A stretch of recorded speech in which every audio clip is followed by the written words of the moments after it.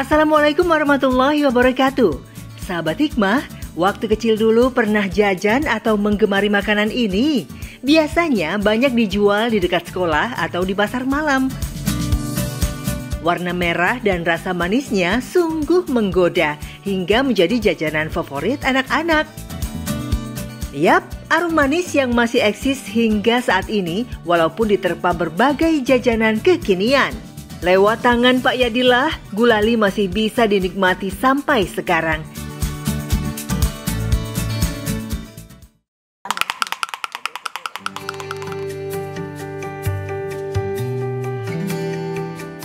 Sudah selama 30 tahun, ia menjajakan kudapan manis ini dengan memikulnya keliling kampung hingga ke sekolah di kawasan Bogor, Jawa Barat. Rasa lelah tak pernah dihiraukan Pak Yadi, meski pundaknya perlahan terasa berat memikul dagangan arum manis. Bapak ini gimana sih? Saya kan pesen 3, kok dikasih 1? Kenapa 1? Maaf Bu, Bapak ini nggak bisa ngomong sama nggak bisa mendengar. Maaf. Rasa sedih tak bisa disembunyikan dari raut wajah Pak Yadi ketika melihat pelanggan yang tampak kesal dengan pelayanannya. Ia hanya bisa bersabar sambil meneruskan membuat pesanan arum manis. Kesulitan komunikasi ini menjadi kendala bagi Pak Yadi. Tak banyak yang menyadari kalau ia seorang penyandang disabilitas tunarungu dan tunawicara. Pak Yadi hanya mengandalkan gerakan tangannya sebagai bahasa isyarat. Lantaran sakit sewaktu kecil membuat ia harus kehilangan pendengaran dan tidak bisa berbicara dengan orang lain.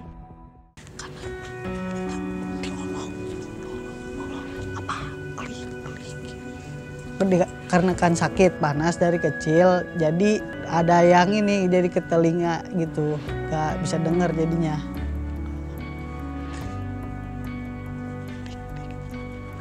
Sama pas itu, pas dari sakit itu, jadi gak bisa ngomong sama gak bisa dengar. Meski memiliki keterbatasan, tak bisa mendengar dan berbicara, namun bukan halangan bagi Pak Yadi bekerja untuk menghidupi keluarganya. Baginya, sebagai kepala rumah tangga, sudah menjadi kewajiban mencari nafkah, apapun yang penting halal. Oh, katanya 30 tahun udah milih gua daripada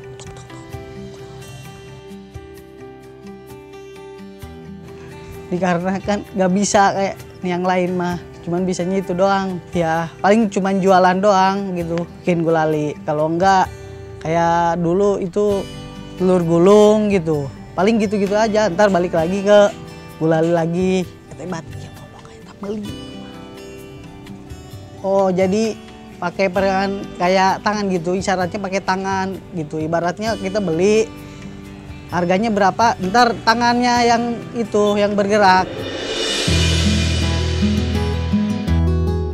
Harga arum manis yang dijual terbilang sangat murah, hanya Rp1.000 satu stik seperti ini. Walaupun keuntungan yang didapat sangat kecil, namun bagi Pak Yadi sudah sangat bersyukur masih ada yang membeli arum manis buatannya.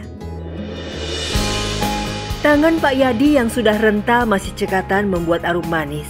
Proses membuatnya pun terbilang sederhana, tinggal mencampur bahan-bahan yang sudah disiapkan lalu dibuat menjadi seperti permen lollipop.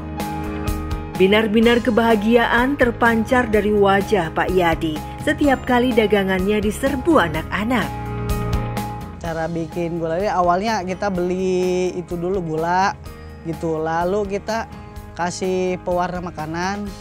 Udah itu tinggal masukin ke alat ininya, alat mesin gulalinya gitu, terus pakai spiritus juga biar nyalain itunya, alatnya supaya berjalan gitu.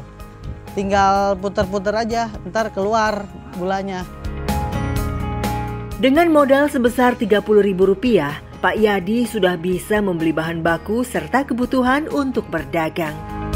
Dari modal tadi, Pak Yadi masih bisa mendapatkan keuntungan.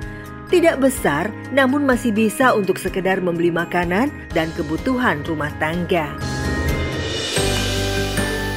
Di rumah petak sempit inilah Pak Yadi tinggal bersama Jujun, anak semata wayangnya. Sedangkan istrinya memilih tetap di kampung. Rumah kontrakan ini sudah ditinggalinya selama bertahun-tahun. Setiap pagi, Pak Yadi dan Jujun bersama-sama menyiapkan barang dagangan masing-masing. Sudah beberapa waktu belakangan, anak Pak Yadi membantu ekonomi ayahnya dengan jualan corn dog mini atau sosis goreng.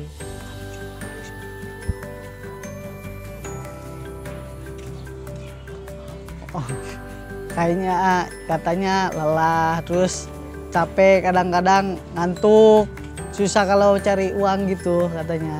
Suka pas waktu itu pernah pas malam-malam mikirin gitu.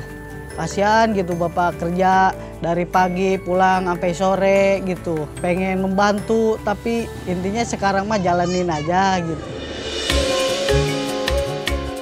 Jajanan masa kini corn dog atau sosis goreng sedang banyak disukai dari anak-anak, remaja hingga orang dewasa. Anak Pak Yadi pun tak menyia-nyiakan peluang yang ada. Dengan modal seadanya, ia pun nekat berjualan.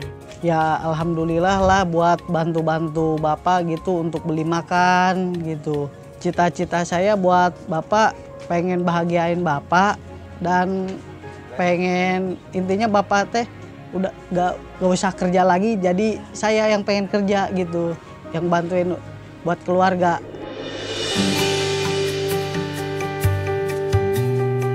Namun mencari uang halal memang tidaklah semudah membalikan tangan. Ada saja cobaan yang menguji kesabaran. Bukan sekali dua kali rintangan datang menghadang.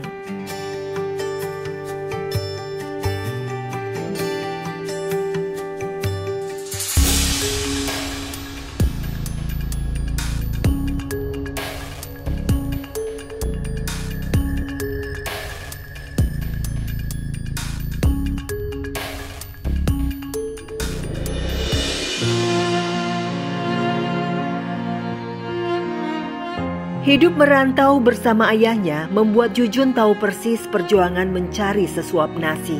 Ia merasakan betul bagaimana ayahnya bekerja keras banting tulang untuk menghidupi mereka sekeluarga.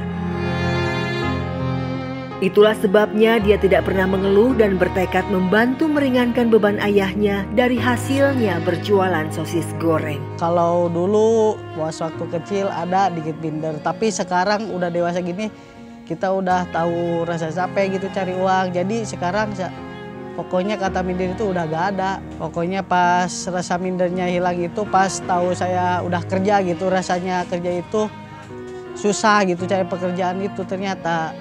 Semenjak udah gini jadi pengen bantu keluarga gitu. Jadi gak ada kata minder lagi. Pendapatan Pak Yadi sangat pas-pasan dari berjualan arum manis. Bahkan ketika sedang sepi, bisa tidak kembali modal.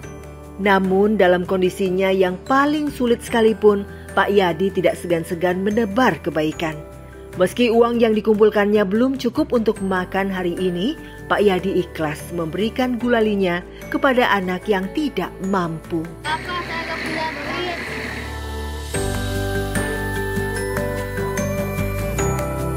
Pak Yadi berprinsip tidak perlu menunggu kaya untuk bersodakoh.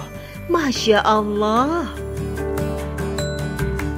Selalu berbuat baik dan bersyukur dari hasil penjualannya, Pak Yadi berusaha menerima dengan lapang dada sebagai nikmat dari Allah Ta'ala. Ia percaya rezekinya tidak akan tertukar.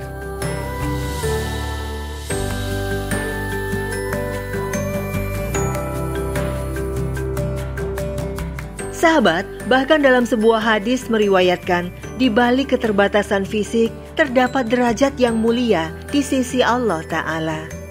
Rasulullah SAW bersabda, sungguh seseorang niscaya punya suatu derajat di sisi Allah yang tidak akan dicapainya dengan amal, sampai ia diuji dengan cobaan di badannya.